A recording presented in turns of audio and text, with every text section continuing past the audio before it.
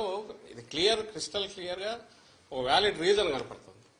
నాకు టీడీపీ వైపు నుంచి ఒక్క రీజన్ చెప్పండి, మేము మీడియానే అడుగుతున్నాం. ఇదిగో ఈ రీజన్ వల్ల వీళ్ళకి వచ్చి ఉండొచ్చు కదా అని అనుకోవడానికి ఒక్కటి చెప్పండి. అప్పుడు ఇదే వస్తుంది. అయినా సరే వాళ్ళు బింకంగా ఏదన్నా అనుకుంటే ఆయన చంద్రబాబు నాయుడు గారిని చూస్తే మీకే తెలుస్తుంది. ఆయన ఈ మధ్య మామూలుగా అయితే ఆయన బయటికి రాగానే ఎన్నికలు రాగానే 2000 చూపించి విక్టరీ సింబల్ ఏదో చూపించాల్సిన ఆయన అది చేయట్లా.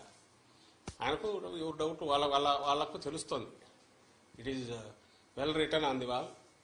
రేపు June 4th దీంట్లో కౌంటింగ్లో రాబోతుంది. అది దానికి సరైన కారణం ఉంది.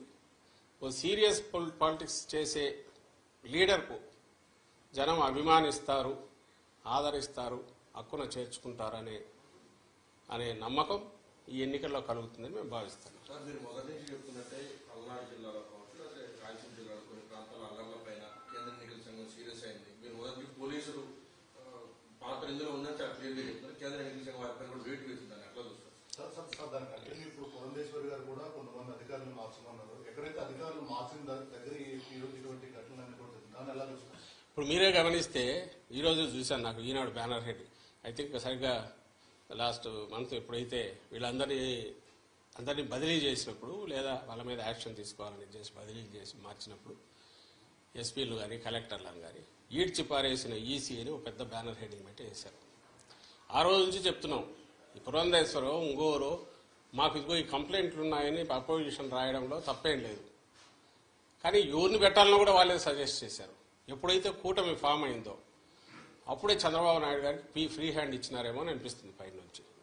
ఆ మేరకు కొంచెం ఒత్తిళ్లు పనిచేసాయనడానికి బలమైన ఇది ఆ రోజు హడావుడిగా అంతమందిని మార్చినప్పుడు చెప్తున్నాం పట్టులేని వాళ్ళు వస్తే కష్టమని.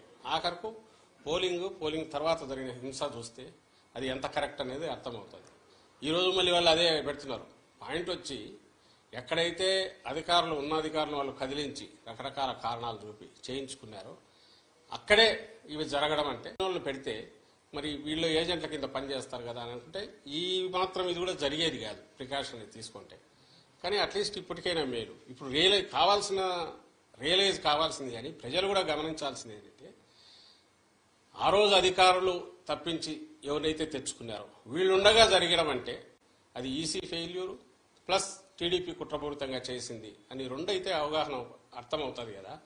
ఈ నేపథ్యంలో మళ్ళీ వేటు అని చెప్పి ఈరోజు వాళ్ళు చేసేసి ఏదో తమ ప్రతిభనో లేకపోతే టీడీపీ చాలా నిష్పాక్షికంగా ఉందో లేదా ఈసీ నిష్పాక్షంగా వ్యవహరించిందో అన్నట్టు ఈ పత్రికల్లో దాన్ని ఉపయోగించుకుని బ్యానర్లు పెట్టడమే ఆశ్చర్యంగా ఉంది. ఏదైతే మేము చెప్తూ వచ్చామో అదే జరిగింది. వైఎస్ఆర్ కాంగ్రెస్ పార్టీ మళ్ళీ చెప్తున్నాం,